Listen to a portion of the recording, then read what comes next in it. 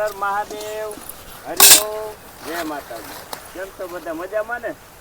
બસ જો અત્યારે આપણે આવી ગયા શાકભાજીમાં અને નૈના મહિની છે ભીંડો ઉતારવા, કારણ કે ગુવાર તો ઉતરી ગયો, હવે ભીંડો થોડોક રહ્યો ઉતારવાનો.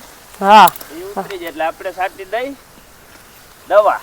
એટલે આપણે છે ગૌમૂત્ર અને જે વજાસ્ત્ર કરીને આવે છે પ્રાકૃતિક દવા, એ દવા છાંટી દઈ બે એટલે ધોરી માઈક ને એવું બધું હેતી બહુ છે પણ ધોરી માઈક ભીંડામાં બહુ અનુકૂળ નથી વાતાવરણ, એટલે જો ને હવામાં થઈ ગયો પીડા જેવો સારો થતોય નથી એટલે નહીં વાંધો. એવું તો આપણે વરોરે દવા નથી મારતા પણ તોય સારો હોય, પણ વણ હવે આ ઓથની હિસાબે હોય કેમ હોય કઈ ખબર નથી પડતી, થોડુંક બગડો હે. આપણે એમ કે ઓર્ગેનિક ખેતી કરી, પણ ઓર્ગેનિક માં તો આ પ્રશ્ન તો રહે જ, ઓના જેટલું તો ઉત્પાદન થાય જ નહીં. થાય નહીં, કદાચ બગડી જાય. ઓર્ગેનિક તો બહુ અઘરી છે, હા તો બહુ જાજા વર્ષે થાય. 4 વર્ષ તો એમાં કોઈ જાતને ઉપયોગ ન થાય દવા ખાતરનો. બીજા નંબરમાં પાછી આની કાળજી બહુ લેવી પડે. હા, આપને તો ફળદ્રુપતા વાળી જોઈ પોર માંડવીનો અનુભવ થઈ ગયો છે, એટલે ઓન તો હું કેતી જ નથી ઓર્ગેનિક વાવી. ઓર્ગેનિક કરવું એટલે બહુ અઘરી વસ્તુ છે ભાઈ. હા, હાલો હવે રીંગણા ઉતાર લે. રીંગણાના તો આપણે હે ને બ્રેટેન છોડવા હોય ને તોય ઘણાય વાતાવરણ અનુકૂળ આવી જાય એટલે. અને આ રીંગણાનું બી તો આપણે કહીએ 3-4 વર્ષથી હાલે છે, મીઠું બહુ છે, સરસ શાક થાય છે. હા, ત્યાં એટલા જ છે, જો છોડવા આવે તો ઘણા રીંગણા ઉતરશે. કલર નથી જોઈએ એવો, પણ મીઠા બહુ થઈ. ના, કલર એ અમુકમાં જેવો થઈ ગયો બાકી જો. હા, પણ બી સારું છે. હજી આને હે ને એક રીંગણું પકવીને પાછું આનું જ બી કરી નાખવું છે. આનું શાક સરસ થાય છે. આપણે 4-5 વર્ષ પહેલા અમે રીંગણી વાવી હતી વેચવા 4 આયરું. આ બેદુનું બી છે, પણ એ બિયારણ બહુ સારું હતું. હાલો હવે ગલકા લઈ લે. જો આપણે ગુવાર લઈ લીધો, ભીંડો લઈ લીધો, રીંગણા લઈ લીધા ને ગલકા લઈ લે, શાક આવી જાય. ત્યાં પાછા 2 દિવસ વયા જાય ને તો પાછું ઉતરી જાય. એટલે આપણે ઘરનું શાકભાજી ખાવાનું, હવે વેચાતું નહીં રહેવાનું. 2-3 દિવસમાં તો ત્યાં ચોરી આવી જાય, એટલે 5 શાક થઈ જાય.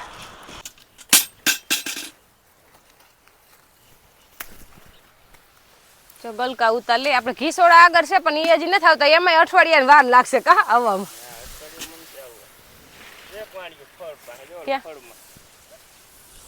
દેખાય નહીં પાછું ગલકા. ગલકા વેલા થાય ઘીસોડા કરતા જો. અને ગલકા તો ઉતરે બહુ, 2-3 વેલા હોય ને ખાઈ ન હોકી એમ થાય કે ખૂટશે નહીં, એટલા ગલકા થાય. હજી એક અહીંયા રહ્યું જો, પછી વેલામાં જડે નહીં જલ્દી.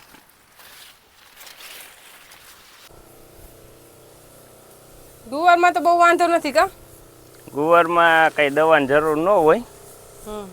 હમણાં તો કીધું ગૌમૂત્ર છે એટલે છાંટી દઈ, ભૈરો હે મારી દઈ. મેન પ્રશ્ન તો ભીંડાનો જ છે, કારણ કે ભીંડામાં આપણે એકદમ ધોરી માઈખને આવી ગઈ છે, બહુ જ આવી ગઈ છે ને. ભીંડો હે ને આવું કુકડું વરી જાય જો આવું. હા, જો હારી સિંગ જ નથી થતી. એટલે ભીંડાને હે ને ધોરી માઈખ ને એ નડે, અને ધોરી માઈખ જ વધારે તો આવે, પોપટીની ઓછું આવે અત્યારે. પણ તોય છતાં કીધું ગૌમૂત્ર હે અને ભેગું વજાસ્ત્ર. વજાસ્ત્ર આવે ને એ છે એટલે કડવું એકદમ હોય, અને એમાંય ઘણી જાતનું આવે, ઓર્ગોનિક જ આવે એ. એટલે કીધું એ મારી દઈ ને તો એનાથી ઘણી રાહત થઈ જાય. નકર તૈવડો થયો આ મારી જ નથી, દવા મારવી ન પડે. પણ હવે આજુ ખોલે થોડુંક આ ઓત થઈ જાય છે ને ખળનો, ને એની હિસાબે થોડુંક વધારે રહે છે જીવાય. સ્ટાર્ટ. જો આપણે ગુવાર વીણવા બેસી ગયા છે, એટલે આપણે આવીને પૂછ્યું રૂહી દેવાંશી ને કે શેનું શાક ખાવું છે? ગુવાર. એટલે ગુવાર વીણી છે. અને આપણે લીંબુ લઈ લીધા છે. લીંબુ આપણે માર્કેટમાંથી ભેગા કિલો જ મગવી, કારણ કે 250 ને અહીંથી લઈ મોંઘા પડે. શાકવાળા લેવા જતા હોય ને એને આપણે કહી દઈએ કિલો અમારા હાટું લેતા જજો, એટલે કિલો લેતા આવે. અને લીંબુ અત્યારે ઉનાળાના પીવા જોઈએ સારા, ને અમારે તો લીંબુ બહુ જોઈએ ડાળમાં, એટલે ભેગા કિલો જ લેવા પડે. ને લાલ મરચા, એના પપ્પાને લાલ મરચા શેકીને ખાવા હોય એટલે એ કિલો જ લઈ લીધા છે. ફ્રીજમાં રાખી દે, કારણ કે 250 લઈને એ મોંઘા પડ્યા હા 1 કિલો લઈ લીધા બાકી તો બીજું શાક તો આપણે કઈ લેવું પડે એમ છે નહીં મરચાં લીંબુ ધાણા ભાજી ને જ લેવું પડે એ ઉઠી ગયો ભાઈ ઉઠી ગયો રાઈતે ભીંડાનું કરું લઈ છે પીંડા હા પીંડા બે બહુ ભાવે ભાજી નો ભાવે બધી બધાય શાક ભાવે મેથી ને ભાજી નું કેસ લે આ ચશ્મા મને પહેરાવજો જોઈ મારો દીકરો કેવો ડાયો આ પણ થાય મને જોઈ હા નો થાય નાના છોકરાઓના આંધળી કરી ચશ્મા હાવ ચશ્મા આવી જા લ્યો બંધ કરી દે તો આપણે લાલ મરચા લીધા એટલે શેકીને જ ખાઈએ એમ પપ્પા પણ આજે મને એમ થયું કે લોઢીનો સંભારો બનાવી અને લોઢીનો સંભારો થાય સરસ આપણે ભાખર વડતો બહુ બનાવે મારી બેન મારી મમ્મી અને હું તો લગભગ તો ક્યારેય નથી બનાવ્યું એકવાર એ બનાવ્યો હતો અને આજ પાછો બીજી વાર બનાવું છું પણ મને ભારે બહુ એટલે અત્યારે મેં કીધું બનાવી નાખું તો તેલ આપણું આવી ગયું છે 1 પાવડું તેલ નાખી દીધું રાઈ મેથી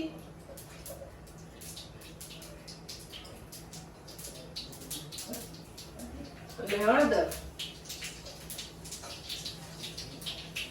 હવે આપણે નાખી દઈએ એમાં મરચાં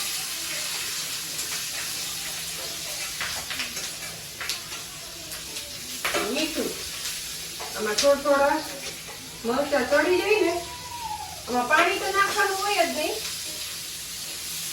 તેલમાં ચોળવવાના હોય અને આ સંભારો હવે ગેસ ધીમો કરી નાખો ખાવામાં બહુ મસ્ત લાગે ભાખર વડ જાય ને એટલે મારી મમ્મીને કહું કે આવી રીતના સંભારો બનાવો તો મરચામાં આપણે મીઠું નાખી દીધું અને મરચા જો હવે શેકાઈ ગયા છે થોડા અને મરચા તીખા બહુ છે બધાયને બહુ ઉડ્યા છે એટલે બધાય રૂમ બંધ કરીને અંદર બેસી ગયા છે અને મરચા ખાવા હોય તો તીખા જ મરચા ખવાય એટલે હવે આપણે આમાં લોટ રેડી દેવું દેવાંશી તો કે મને ઉડેવું રસોડામાં નહીં આવું લોટ આમાં થોડોક અમથો જ હોય બહુ માજો ન હોય તો આપણા મરચા લોઢીના રાઈ મેથી વાળા સરસ થઈ ગયા તૈયાર આમાં લોટીમાં થોડીક વાર આપણે ફેરવશું ને એટલે હમણાં ચણાનો લોટ શેકાઈ જાય ધીમા તાપે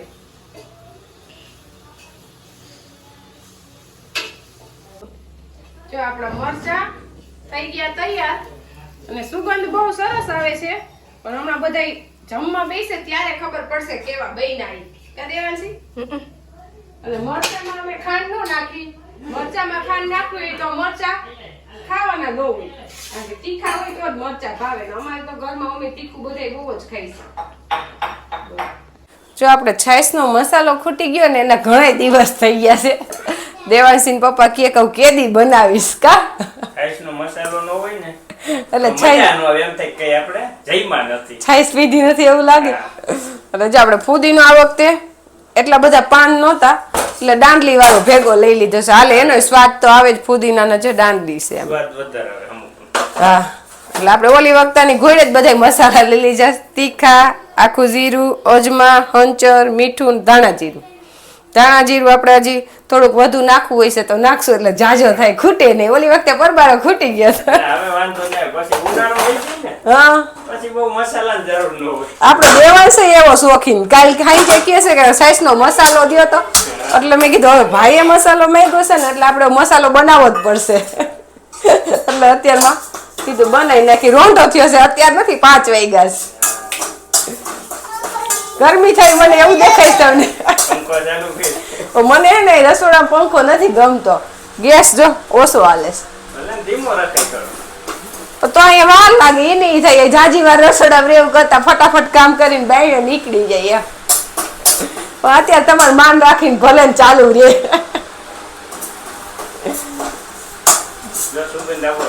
અજમાની સુગંધ ગમે એની આવે છે અજમા અને આમાં મેન સ્વાદ તો ફુદીનો ને શેકેલ જીરાનો બહુ સરસ સ્વાદ આવે મસાલામાં ત્યારે વાગી ગયા છે સાંજના 6 અને વાતાવરણ થઈ ગયું એકદમ વાદળછાયું એટલે હવે એમ થાય કે આપણે અંધારું થઈ ગયું એવું લાગે છે અને આપણે રાજકોટ થી આવ્યા છે હસમુખભાઈ ની કારણ કે સવારે એનો ફોન આવ્યો તો કદાચ તમને મળવા આવવું છે એટલે કીધું કાંઈ વાંધો ને આવો, ફ્રી જ છે અમે તો, કાંઈ અત્યારે હવે એવું બધું કંઈ કામ હોય ને એટલે આપણે નવરા જ હોય, એટલે આવો તો કીધું સારું, તમને મળીને આનંદ થાય અમને, અને એને આપને મળવાનો બહુ શોખ હતો, એટલે કીધું કાંઈ વાંધો નહીં આવો.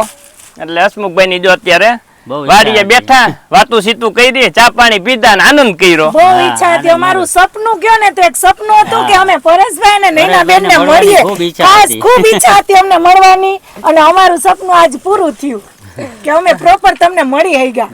અને હજી અમને એમ જ થાય કે અમે તમને મોબાઈલ માં જ જોઈએ છે, અને મળ્યા તો એમ થાય કે મોબાઈલ માં તો એમ થાય કે અમે મોબાઈલ માં જ જોઈએ છે. અને હસમુખભાઈ ને રહે છે રાજકોટ, અને એમને પણ યુટ્યુબ માં ચેનલ છે અને કાયમી ડેઈલી વ્લોગ મૂકે છે, એટલે હસમુખભાઈ ની ચેનલ ને આપણા જે સબસ્ક્રાઈબર છે એ હસમુખભાઈ ની ચેનલ ની વિઝિટ અવશ્ય કરે. તો આપણે હસમુખભાઈ ને પૂછી કે એની ચેનલ નું નામ શું છે?